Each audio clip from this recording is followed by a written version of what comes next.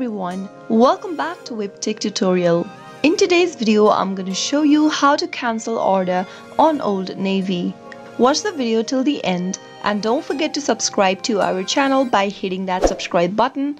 Press the notification bell so that you'll never miss another upcoming upload from us. If you've recently made an order on Old Navy and you'd like to cancel the order, then the first thing to do is to make sure that you are logged into your Old Navy account. Open up a web browser. In the URL box, type in oldnavy.gap.com and press enter on your keyboard. Make sure that you are logged into your Old Navy account.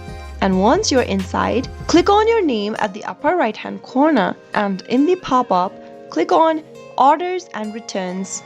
You'll be able to see your order history on this page. Your order from the past 6 months will be displayed. Since I don't have any order on my Old Navy account, you won't be able to see mine, but if you do, it'll be listed on this page. Simply find any ongoing order and click on the cancel button in order to cancel your order from Old Navy. That is how you can easily cancel an ongoing order on Old Navy. I hope the tutorial was helpful to you. If it was, go ahead and give us a thumbs up. I'll be back soon with more videos like this. Thanks for watching.